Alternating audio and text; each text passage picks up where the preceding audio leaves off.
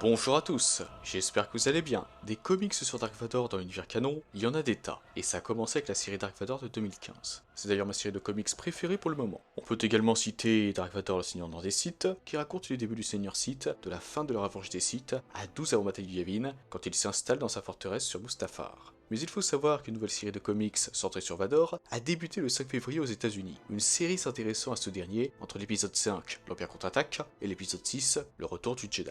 Et d'après les propos du scénariste de la série Greg Pak, la série de comics Dark Vador de 2020 sera liée à l'épisode 9, l'ascension de Skywalker, et il est possible que certains éléments de l'épisode 9 aient été annoncés dans les synopsis de certains numéros, synopsis que je vous propose de découvrir aujourd'hui. A partir de maintenant, vous êtes libre de quitter la vidéo. Si vous n'avez pas lu les 4 premiers numéros de cette série de comics, ou que vous attendez la version française pour les lire et que vous ne désirez pas être spoilé, faites-le si vous le souhaitez.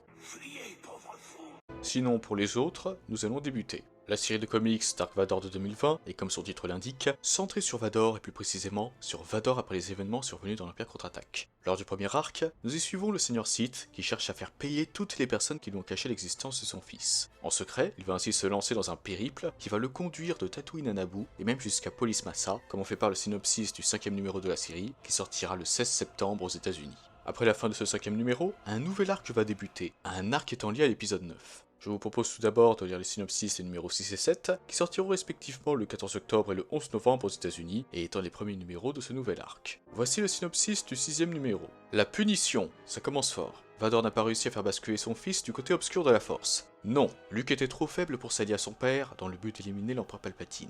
Vador a cherché à se venger de tous ceux qui lui ont caché Luke pendant toutes ces années, et en faisant cela, il a presque trahi son maître. Cela a été remarqué par Palpatine. C'est l'heure d'une nouvelle leçon pour Vador. Rien que ce synopsis nous rappelle un fait important. Dans l'épisode 5, Vador désirait éliminer Palpatine, tandis que dans l'épisode 6, il ne souhaitait plus le faire. Il semble donc que c'est cet arc qui va conduire à ce changement. Passons au synopsis suivant. La souffrance mène à la colère, et la colère mène à un élément de l'épisode 4. Dark Vador, battu et brisé par l'empereur en guise de punition pour sa rébellion, se traîne à travers la surface détruite de Mustafar, la vengeance à l'esprit. Mais peut-il survivre à l'assaut d'un mystérieux assassin Sith ? Et comment son monde va-t-il changer quand il apprendra le plus grand secret de son ennemi ? Dès le début de ce synopsis, on nous apprend que Palpatine a puni Vador pour sa rébellion. Ce dernier va ensuite retourner sur Mustafar pour préparer sa revanche. Et pendant cette préparation, il va être attaqué par un assassin Sith. Et je dois bien admettre que c'est l'élément qui m'intrigue le plus pour le moment concernant cette série de comics. Nous savons que cet arc va être lié à l'épisode 9, donc je me demande si l'assassin Sith dont il est question ne serait tout simplement pas Ochi de Bestoon. En effet, comme nous en a fait part lors de Calrissian dans le roman de l'épisode 9, Ochi était un tueur de Jedi depuis la guerre des clones. Il était également lié aux Acolytes de l'Au-delà, un groupe de fanatiques du côté obscur que nous avons découvert dans la trilogie riposte de Chuck Wendig. De plus, Ochi a travaillé pour Palpatine en éliminant les parents de Rey. Cependant, nous ignorons s'il servait l'empereur bien avant cela, comme pendant la trilogie originale. Donc s'il s'avère que c'est bien lui qui va s'attaquer à Vador dans le 7e numéro de la série de comics, cela permettra de nous donner le fin mot de l'histoire et également de nous donner une idée sur ses capacités. Je tiens à rappeler que le synopsis nous affirme qu'il compte s'attaquer à l'apprenti de Sidious quand même. Nous en arrivons à la fin du synopsis. Et comment son monde va-t-il changer quand il apprendra le plus grand secret de son ennemi ? Au vu de tout le synopsis, je suis convaincu que l'ennemi dont il est fait mention est l'empereur Palpatine en personne. Cela collerait totalement avec le désir de vengeance de Vador. Comme je vous l'ai dit plus tôt, il nous était confirmé que la série de comics Dark Vador de 2020 sera liée à l'épisode 9. Le fameux secret pourrait ainsi être l'existence d'Exegol et les préparatifs de Sidious sur la planète pour s'offrir un nouveau corps.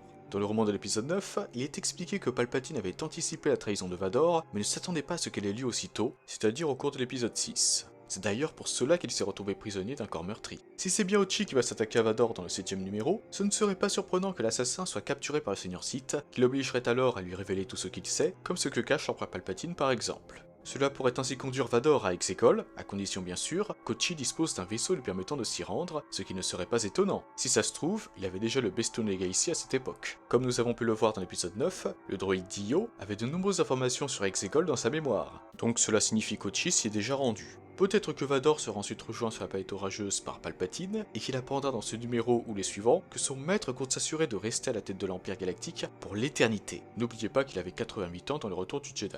Dans le roman de l'épisode 9, il a été révélé que quand Luke s'apprêtait à éliminer l'empereur et que Vador s'était interposé, ce n'était pas pour protéger son maître, mais pour sauver son fils. Palpatine désirait en effet insérer son esprit dans le corps du jeune garçon, ce qu'il aurait réussi à faire sans l'intervention de son apprenti. Donc visiblement, Vador était au courant pour l'esprit de Palpatine, qui peut quitter son propre corps pour entrer dans un autre. Et c'est d'ailleurs grâce à cette séparation du corps et de l'esprit que Palpatine est parvenu à survivre à sa chute dans le réacteur de la seconde étoile de la mort. Son corps était détruit, mais pas son esprit. Étant donné que Vador désirait se venger de Palpatine après sa nouvelle leçon, peut-être que ce dernier a menacé son apprenti de prendre possession de son corps si celui-ci le tuait avec toute la force de sa haine.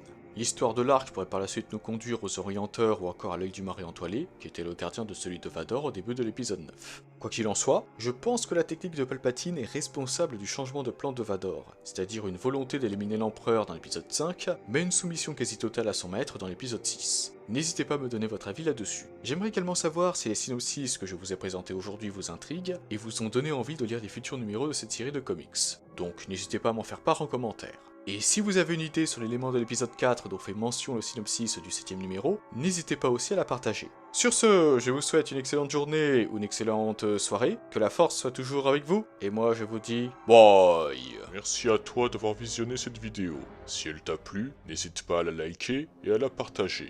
Cela permet de soutenir la chaîne. En outre, si ce n'est pas encore fait, tu peux t'abonner et activer la cloche des notifications pour être au courant de la sortie de toutes mes futures vidéos. Sur ce, que la force soit avec toi, à jamais.